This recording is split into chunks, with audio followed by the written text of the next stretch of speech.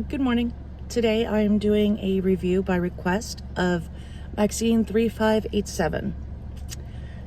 She asked me to look into Dead Bug Says, and she said, it's not just a channel, it's a phenomenon, an experience. And it is an experience. My first thought was Raymond Chandler Lives. This work is incredibly insensitive and offensive and disrespectful by today's standards. It's about the story, it's about the crime, it's not about the victim. His gravelly voice immediately grabs you. It's a very intense, black mask stylized, Hammett, Chandler kind of noir that I haven't heard anything even remotely close to it in modern day. This stylized 1920s through 40s Pulp Fiction, hard-boiled detective kind of vibe, very Bogart, which is kind of interesting coming from a Brit. It really feels like something from a different era. The people are inconsequential in the case, a genre of entertainment from a bygone period, and it's easy to get sucked into. But Dead Bug is covering the lives of real human beings whose lives were shattered or taken. And some of these cases, they have living family members to listen to them. And his language, while overall there's no regard to politically correctness, he certainly goes a little excessive on the homophobic language. As a writer, I am really impressed with his ability to completely delve into this genre, to create something that is unmistakably part of something else. And as a story fan, I find myself very drawn in. I want to see where the twists and turns are gonna go.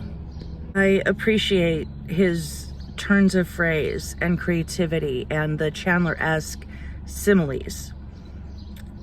It's a distinctive storytelling method.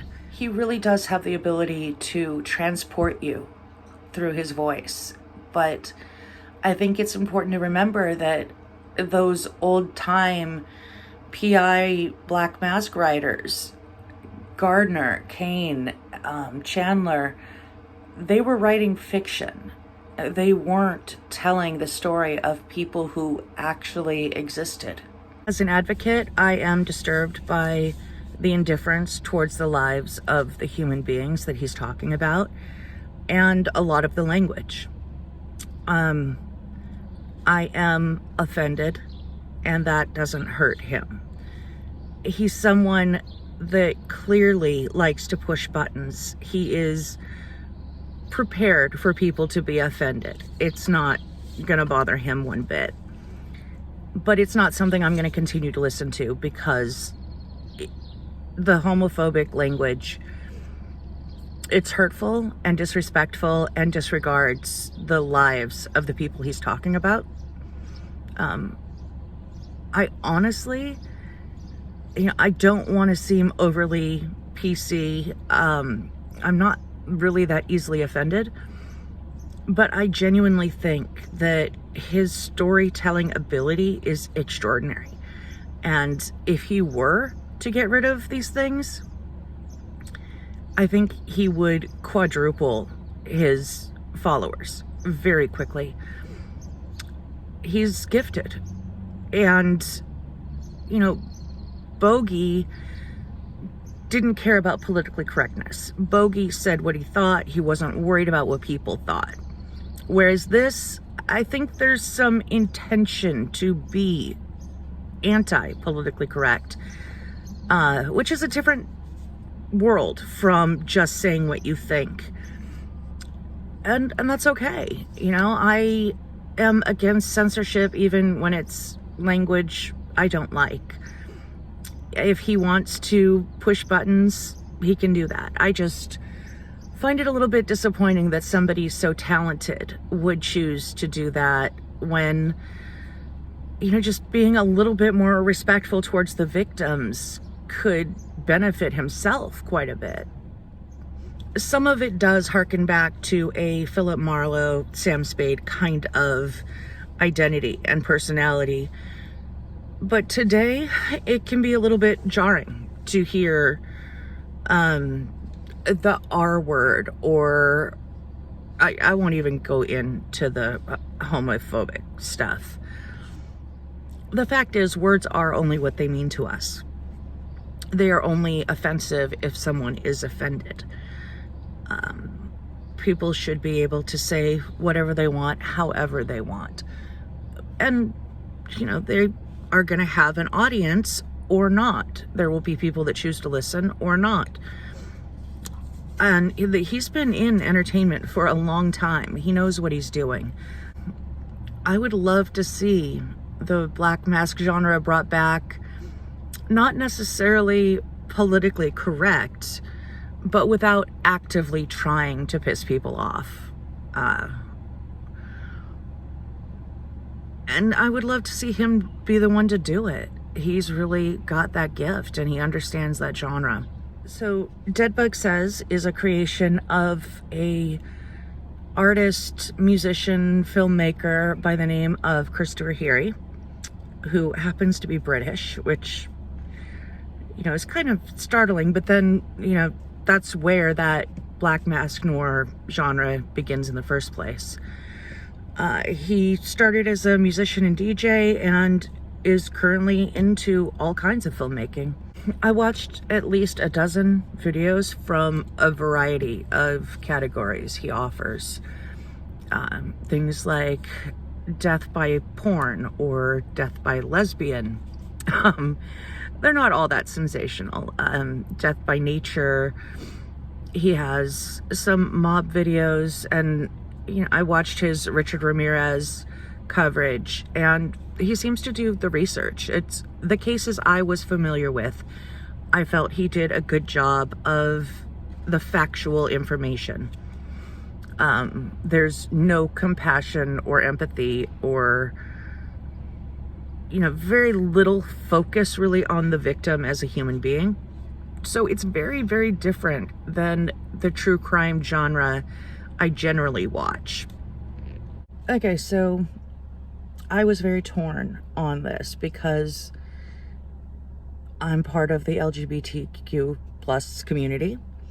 I'm an advocate. I support both crime victims and try to be outspoken about being respectful and aware in the true crime community. But I also am really bothered that someone is clinging to these old homophobic kind of rants and terms. To some extent, it seems like being offensive just for the sake of being offensive, which, I have less respect for than just speaking your mind, whether it offends people or not. To me, those are different categories.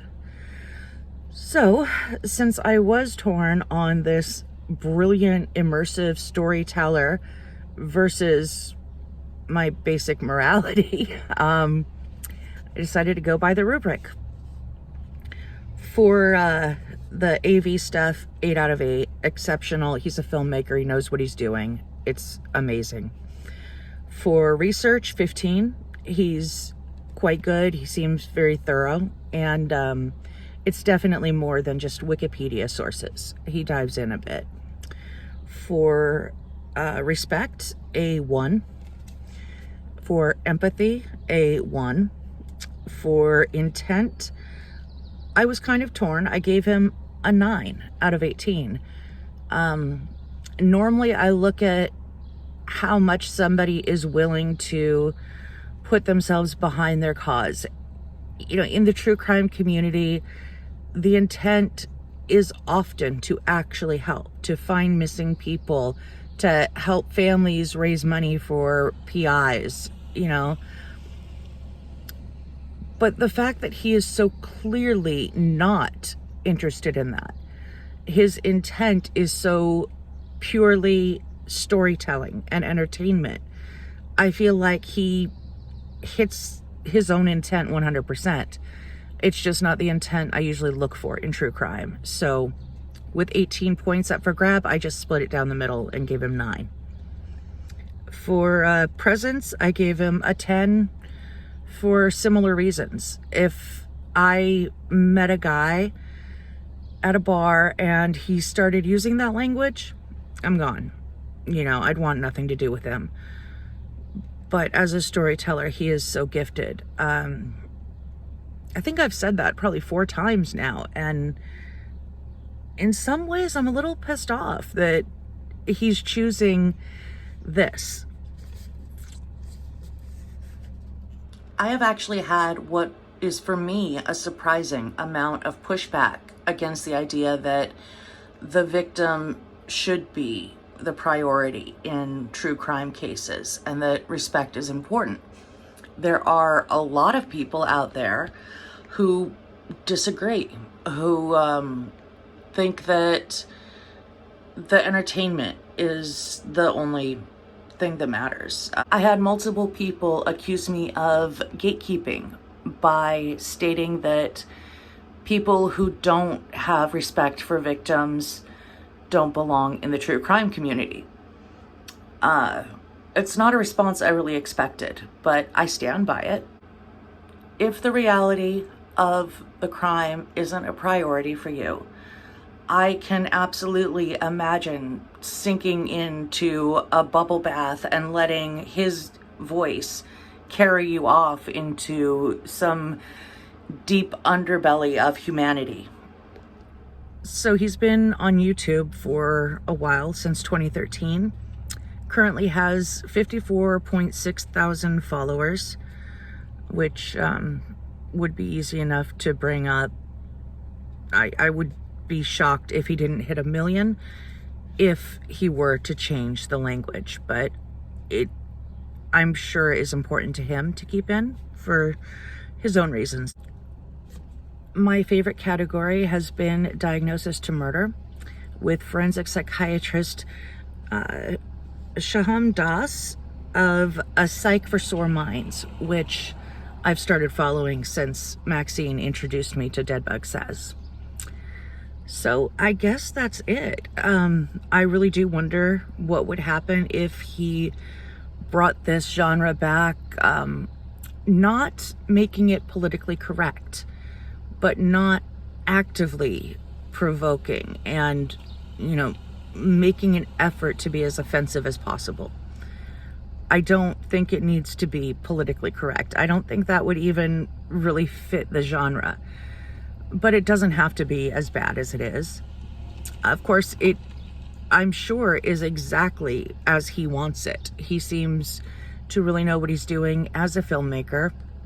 And I'm sure everything he puts out is how he wanted to present it. And it's just not for me. It's not my kind of thing, even though I did find it immersive and interesting. I don't want to put words in his mouth, so I will read you his description of his work. I offer unapologetic, in-your-face, stab by stab, shot by shot, brutal representation of the crimes, well-known and obscure, not someone putting on a Downs voice reading off of Reddit with cheap pixelated stock images from Google Stock. I never use Wiki. I look at trial defense and prosecutor reports and witnesses. If my content looks like it could be on television, that is because I am a television director and journalist who puts out content online they won't let me put on TV. There is other true crime channels, and there is mine. Love me, hate me, I am Deadbug. So that is his description of himself, and it seems accurate. He's not crying in a corner because I'm not going to be watching. But if he ever does decide he could be doing better, that there's a world that would love this kind of storytelling if it weren't using language that actually is deeply hurtful to an entire demographic and their loved ones. And if he were to show a little bit of respect and empathy towards the victims, I think it would be a whole other world. I don't see that happening, but if you're out there, someone with this talent, please do it. I really love this style, and I wish there was somebody out there doing it in a way that was true to the old Black Mask style, but also contemporary and with respect for everyone involved, including the audience.